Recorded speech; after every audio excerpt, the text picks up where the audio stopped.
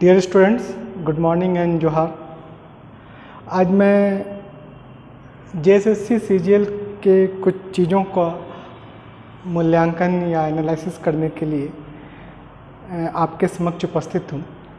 और आज हमारा जो डिस्कशन होगा वो 3 पॉइंट को लेकर के होगा कि पहला ये है कि जेएसएससी का मामला जो माननीय हाई कोर्ट तक है, कोर्ट में है, वो मामला कब तक उसका रिज़ॉल्व होगा, नंबर 1। नंबर 2 कि जो एजेंसीज़ है, जांच एजेंसीज़ है, जैसे स्टेट में सीआईडी है, क्या सेंट्रल के सीबीआई को भी इसकी जांच सौंपी जा सकती है, उसके लिए क्या प्रोविज़न है। और तीसरा ये कि स्टूडेंट्स को ऐसे समय पे क्या स्ट्रेटजी या रणनीति अपनानी चाहिए। तो सबसे पहले हम आपसे बात करते हैं कि एसएससी सीजीएल जो बहुत लंबे समय के बाद अपना एग्ज़ाम कंडक्ट किया, और वह एग्ज़ाम भी कुछ न कुछ मामलों पे विवादित हुआ, जिसमें कि यह आरोप लगा कि उसके कुछ क्वेश्चंस पेपर लीक हुए हैं या पहले से उसकी जानकारी थी। क्या सही है, क्या गलत है, ये जांच एजेंसी और माननीय न्यायालय का मैटर है। इस पे सुनवाई चल रही है, और जो लास्ट सुनवाई 26 मई को हुआ, उसमें जांच एजेंसियों ने अपने रिपोर्ट्स को सबमिट करने के लिए 1 महीने या कुछ समय मांगा, जिसके बाद माननीय न्यायालय के द्वारा 7 मई को उसका नेक्स्ट डेट दिया गया।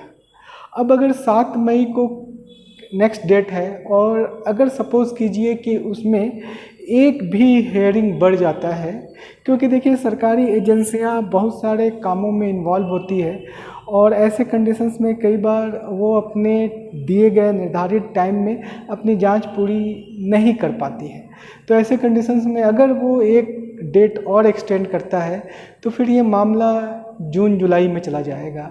इसलिए क्योंकि 12 मई से हाई कोर्ट में जो है वो समर वेकेशन हो रहा है, और वो लगभग 6-7 जून तक चलेगा, यानी 12 जून 13 जून के बाद ही प्रक्रिया आगे बढ़ेगी। नंबर 1।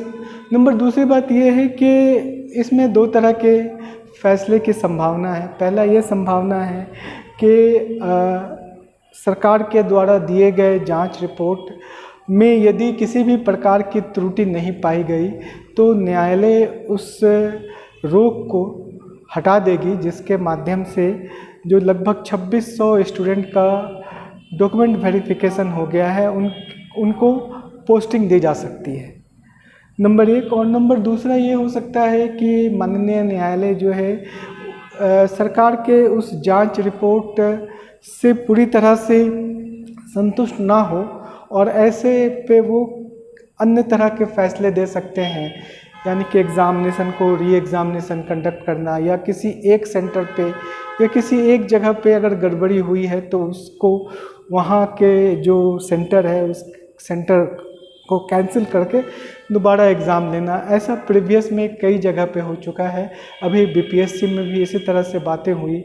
आपको याद होगा कि जब लास्ट ईयर नीट का एग्ज़ाम हुआ था तो उसमें भी एग्ज़ामिनेशन कैंसिल के जगह पर जो उसकी त्रुटियां थी, उस त्रुटियों को कम करने या उसको पाटने का प्रयास माननीय सर्वोच्च न्यायालय के द्वारा किया गया था। जिस तरह के भी फैसले आएंगे आप देखेंगे कि दूसरा पक्ष उसको चुनौती देगा। अब वो चुनौती हाई कोर्ट के डबल या लार्जर बेंच में जा सकता है, या फिर वो चुनौती हो सकता है कि उसके बाद सुप्रीम कोर्ट में भी जाया जा सकता है। तो ये एक लंबी प्रक्रिया लगता है कि बहुत जल्दी ये रिज़ॉल्व होने की संभावना कम लगती है। कुछ महीने या हो सकता है कि 1 या 2 वर्ष या कुछ वर्ष इसमें लग सकते हैं। तो नंबर 1 बात तो ये होती है। दूसरी बात ये है कि हमारे बहुत सारे ऐसे स्टूडेंट्स जिनको ये लगता है कि जो यहाँ की जो स्टेट एजेंसियाँ हैं वो इस एग्ज़ाम को रद्द करने या इसके पक्ष में फेवर में नहीं है। तो ऐसे कंडीशंस में बहुत सारे जो स्टूडेंट्स हैं या उनसे संबंधित व्यक्ति हैं वो यह मांग करते हैं या अभी भी कर रहे थे। कई स्टूडेंट ने मुझसे पूछा कि इसे हम क्यों ना सीबीआई इंक्वायरी के लिए रिफ़र करें।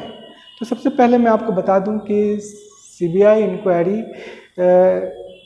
ऐसे संपन्न नहीं होते, उसके कुछ रूल्स एंड रेगुलेशन हैं।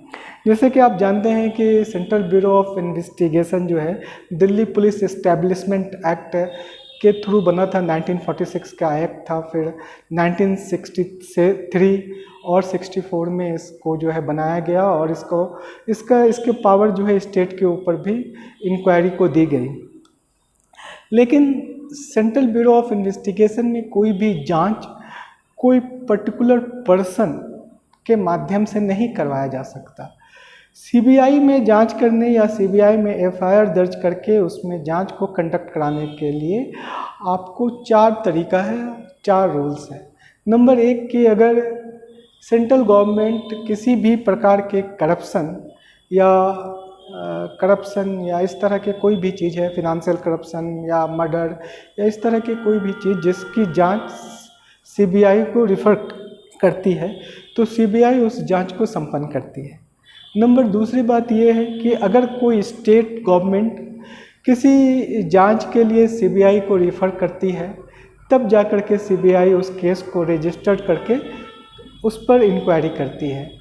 थर्ड कंडीशन इसका यह है कि यदि किसी राज्य में यदि कोई घटना घटित हुई है और उस राज्य के माननीय उच्च न्यायालय को ये लगता है कि वहाँ की जांच एजेंसियाँ सही रूप से काम नहीं कर पा रही है, तब ऐसे स्थिति में हाई कोर्ट जो है सीबीआई को जांच के लिए रिफ़र करती है, तब सीबीआई जांच करती है।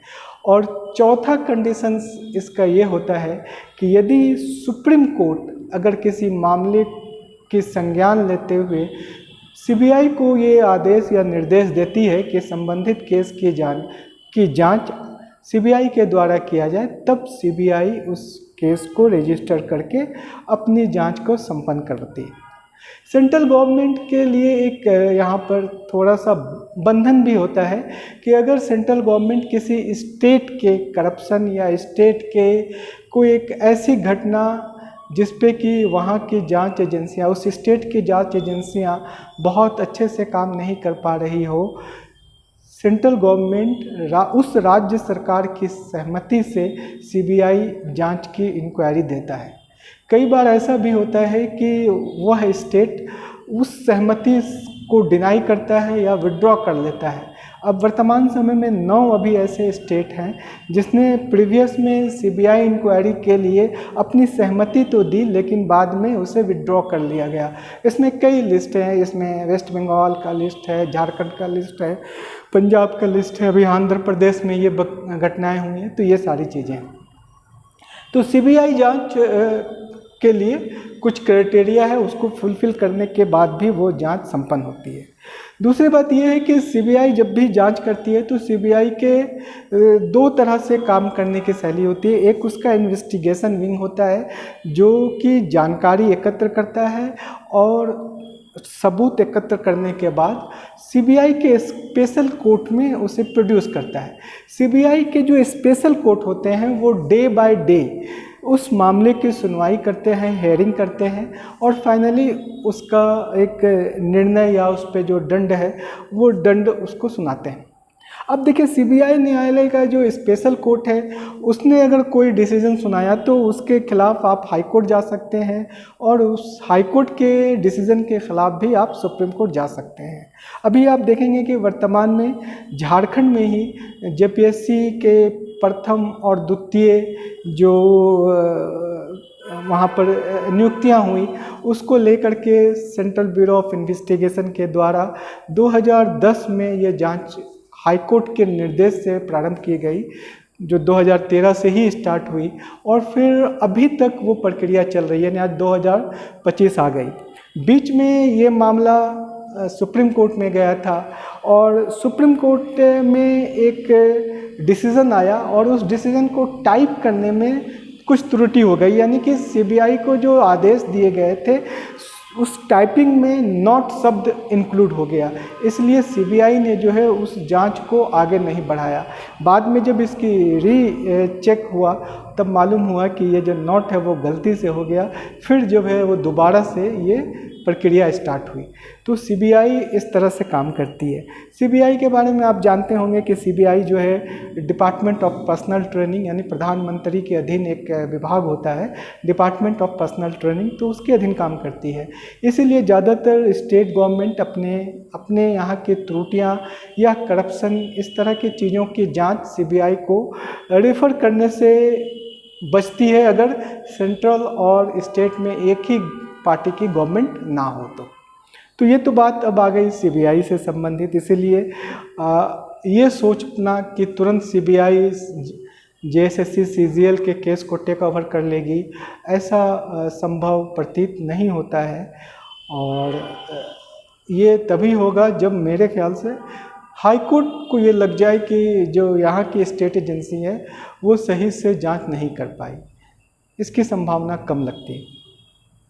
अब आइए कि हम बात करते हैं कि स्टूडेंट्स के लिए क्या करना चाहिए, क्योंकि सिर्फ समस्या पर फोकस करके हम आगे नहीं बढ़ सकते, समस्याओं के समाधान पर भी हमें देखना होगा। देखिए स्टूडेंट्स, अभी हमने देखा झारखंड में कि ज़्यादातर स्टूडेंट्स जो जेएसएससी की तैयारी किए हुए हैं, उन्होंने एग्ज़ाम दिया है, तो वो इस बात को अभी ज़्यादा फोकस कर रहे हैं कि जो एग्ज़ाम में त्रुटि हुई है उसको लेकर के एक सही निर्णय हो। यही चीज़ें जो है, जो सेलेक्टेड हैं या जिनका 2600 लोग जिनका डॉक्यूमेंट वेरिफिकेशन हुआ है, उनका भी यही कहना है कि सही चीज़ सामने आए। तो ये अपनी जो प्रक्रिया है उस प्रक्रिया में चलती रहेगी।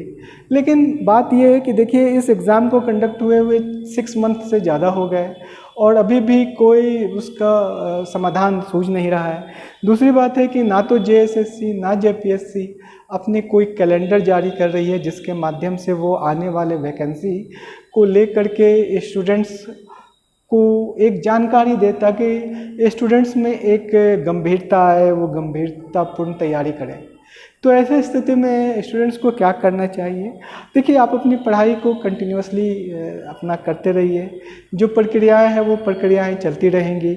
आप इस बात को देखें कि सेंट्रल गवर्नमेंट और अदर स्टेट गवर्नमेंट के भी बहुत सारी वैकेंसियाँ आ रही हैं, आने वाली है, आती रहती है।